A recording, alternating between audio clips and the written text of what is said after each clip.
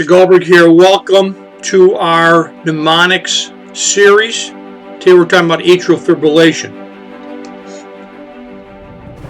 Our mnemonic for atrial fibrillation is REACH, as in R-E-A-C-H.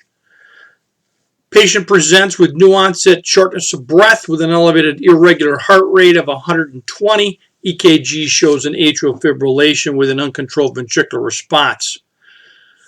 Well, what does R stand for? R stands for rate control and rhythm control. Our rate control is going to be trying to keep the heart rate at rest under 100. We use beta blockers as well as calcium channel blockers like diltiazem. Our rhythm controls with amiodarone or Multac or Ticacin or flecainide. Digoxin, last resort, is going to be ablation. E stands for 8%.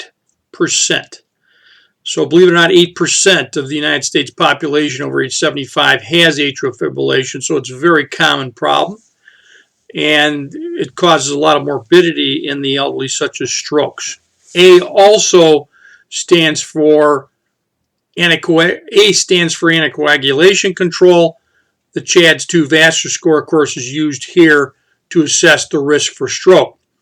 Coumadin, Eliquis, Xarelto, and of course heparin-like meds are used in the hospital setting, but long-term as well to prevent stroke. Bleeding risk is about 1% or so per year. A also stands for alcohol consumption, i.e. the holiday alcohol syndrome, where people can go into PAF because of toxicity of the alcohol. C stands for coronary artery disease and COPD, both common causes of atrial fibrillation from atrial stretch. And then H stands for hyperthyroidism or hypertension, again, common causes of atrial fibrillation.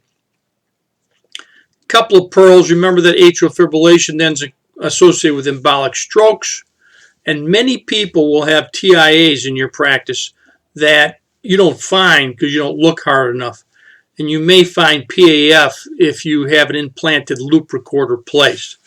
So REACH, R-E-A-C-H, is our mnemonic for atrial fib. Thanks for looking in on my mnemonics videos today. If you like the video, give it a thumbs up. Otherwise, I will see you for our next video. Thank you very much.